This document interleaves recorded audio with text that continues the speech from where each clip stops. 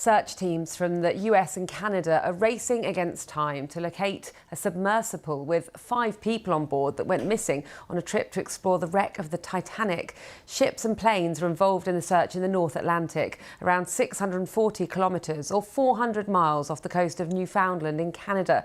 The Titanic, which sank in 1912, lies nearly 4,000 metres beneath the surface. One of those on board the submersible is the British billionaire and explorer Hamish Harding. Nick Johnson has the latest. Small, with barely enough room to sit, this is the Titan submersible, tasked with diving to depths few other vessels can reach, now missing in the middle of the North Atlantic. It's got one button, and that's it. The dive had been organised by the tour firm OceanGate, its boss speaking to the BBC last year and describing how Titan is steered. It's basically a Sony PlayStation style controller. If you want to go forward, you press forward. If you want to go back, you press back. You want to turn to the left, it's like that. You want to turn to the right, you turn to the right. The Polar Prince, the ship carrying the sub, left St John's in Newfoundland, arriving near the wreck site on Sunday. The sub then began its descent to the seabed, a journey thought to take around 4 hours. But after 1 hour and 45 minutes, contact was lost. The sub is around 7 metres long and can carry up to 5 people. There's said to be enough oxygen for 4 days. The US Coast Guard in Boston says it's coordinating the operation with help from other US and Canadian agencies. It is a challenge to conduct a search in that remote area, but we are deploying all available assets to make sure that we can locate the craft and rescue the people on board. This is what it's all about, catching a glimpse of the world's most famous shipwreck. Images circulated to TV screens around the world for decades. Nearly £200,000 for an expedition with OceanGate to see it with your own eyes. The wreck lies more than 300 miles from the nearest coastline and 2.5 miles below the sea's surface. As you go down into the ocean, light only penetrates for a couple hundred meters. And at that point, it's almost pitch black. And after you get 1 kilometer down, there's absolutely no light anymore, which means that if it's at great depth, then they're going to be operating in complete darkness.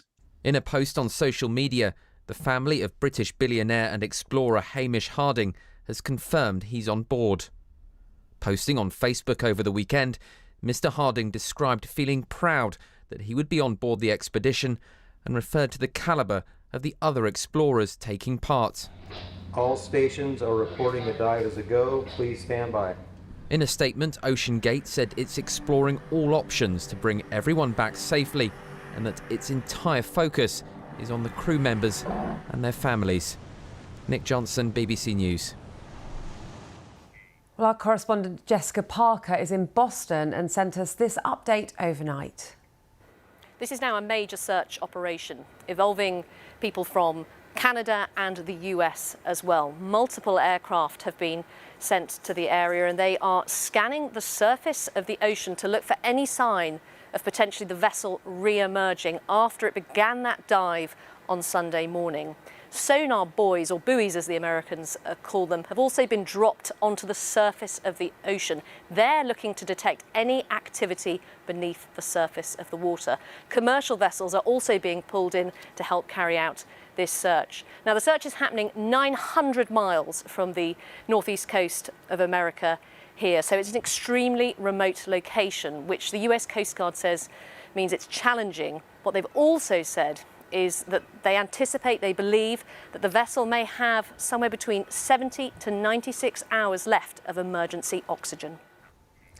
Professor Don Walsh is a former US Navy captain and the first person alongside Swiss oceanographer Jacques Piccard to reach the deepest known part of the ocean in 1960.